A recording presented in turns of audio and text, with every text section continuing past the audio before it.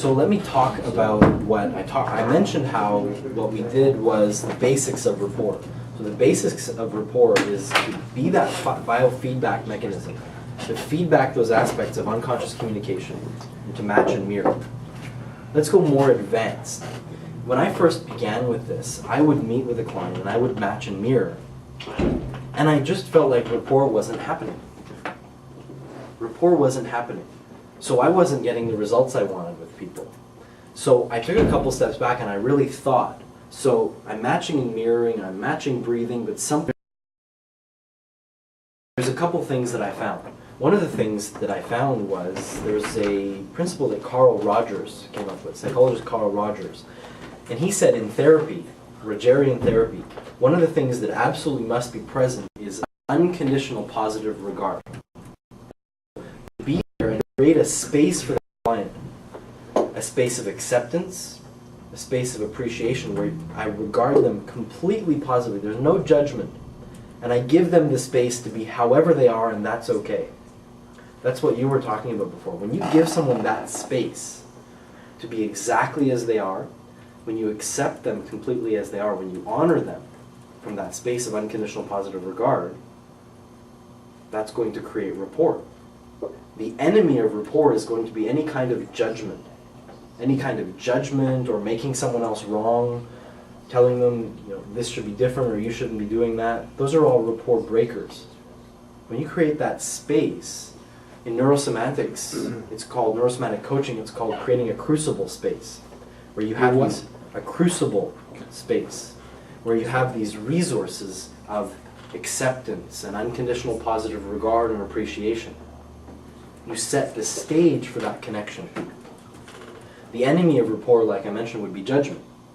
Any type of judgment and you'll cut off that rapport. What happens in a situation if somebody, contrary to you, when you make an undeniable statement for them to have to agree with, they make a statement that's undeniably false?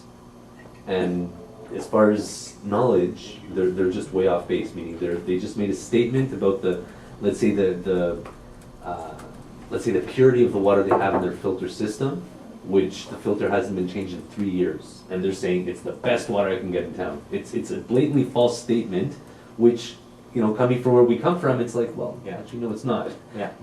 So you may, in order to educate, or at least kind of break that, false sense of reality for the client, you have to sometimes, judge or take that away from them. So it's not that you'll want to judge. You can judge them and say, this guy's an idiot for saying that. You'll break rapport. But if you disagree, you'll break rapport. So how do you pace and lead? How do you meet him where he is and take him somewhere else? Well, most people felt that way, before they had a chance to see what we have to offer, and I tend to use that as a generic answer to most of clients' generic objections. Another example would be, I can understand why you think that. Because, but here's the reality of it and here's why. Then you're pacing and leading. You're saying, yeah, I get it. I completely understand why you think that way and how you came to that conclusion. Completely understandable. I understand. And here's what you need to know. Okay? So here's another piece of rapport. Another piece of advanced rapport. If you think about it, when you have a deep, deep connection with someone, when you have that rapport, when there's that flow of communication, that dance, what state are you in? Trust. So you're already in a state of Love. trust. Say love, trust and love. Okay. Love What is fine. state, and it's going to be different for everyone, what state are you in when you automatically and instantaneously get rapport? There are some states, one of the things you want to do to get rapport is to match that person's state. There are some states you can be in a state, so if you're in a state of, let's say, doubt, gee, I don't know if I'm going to get this rapport, and how do I do it, and, am I matching right, where is their breathing? That state is not going to put you in rapport. So if you think about what is the state I'm in when I automatically get rapport, when everything just comes together and I do exactly what it takes to get that trust from that client, and you put yourself in that state before you meet with a client. So what state are you in that allows you to get that rapport? Confidence. Confidence is probably one, yeah. I noticed that when I was trying to get rapport with people, I was trying to get rapport, and so it wasn't working. I was so focused on all the little details that I wasn't in the state that I needed to be in that naturally elicited rapport.